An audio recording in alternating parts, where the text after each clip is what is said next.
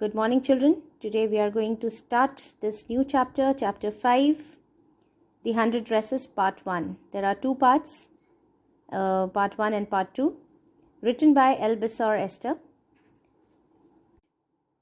Elbisor Estes was an American author of children's books. Originally, she was a librarian. She started her writing career while she was suffering with tuberculosis, but in the process of recovering, she wrote many stories which became famous. She won many medals and honors for her work later. And this story, The 100 Dresses, is one of her popular stories of her collection. This story is about a young girl who is a Polish girl.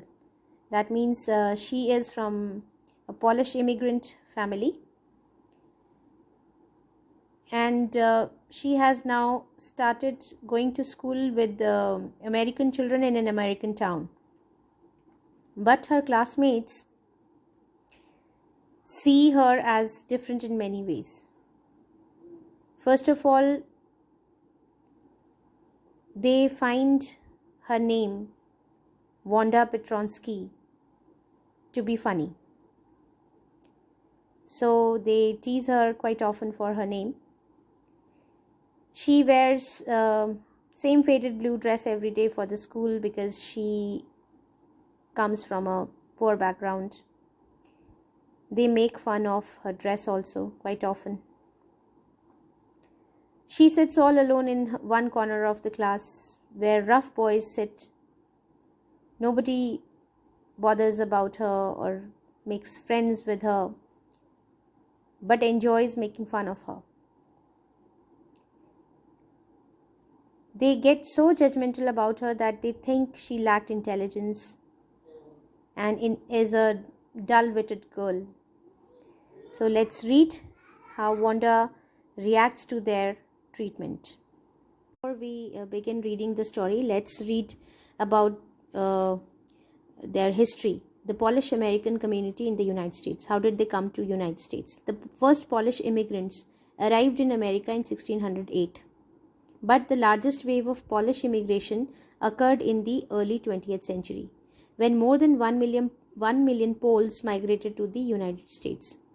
So by early 20th century, more than 1 million Poles migrated to the United States. The Polish state did not exist at that time, and the immigrants were identified according to their country of origin, where they belonged to the country, rather than to ethnicity, that means their race. They were identified as Russian Poles. If they had come from Russia, they were known as Russian Poles. If they had come from Germany, German Poles, like that, Austria, Austrian Poles. One of the most notable Polish American communities is in Chicago and its suburbs. So Chicago is sometimes called the second largest Polish city in the world, next only to Warsaw. Warsaw is the capital of Poland. Polish Americans were sometimes discriminated against in the United States, as were the Irish, Italians and Jews. They were discriminated like Irish, Italians and Jews in United States. According to the United States 2000 census, 6,67,414 Americans of age 5 years and older reported Polish as the language spoken at home, which is about 1.4% of the people who speak languages other than English. So it was quite a number, or 0.25% of the US population. Now we will start reading the chapter. Today, Monday, Wanda Petronsky was not in her seat. But nobody, not even Peggy and Madeline, the girls who started all the fun, noticed her absence. Nobody noticed her absence. Nobody bothered about her absence. Usually, Wanda sat in the seat next to the last seat in the last row in room 13. They were all in room number 13. And Wanda used to sit in the sit in the seat next to the last seat in the last row. That means she used to sit in last of the rows of the class.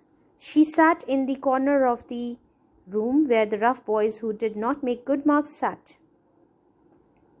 The corner of the room where there was most scuffling of feet, most roars of laughter when anything funny was said.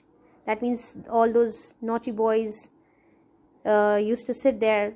So she used to sit with them. That means no one in the front rows was her friend. And she used to sit with all those rough boys who used to have a lot of fun at the back benches.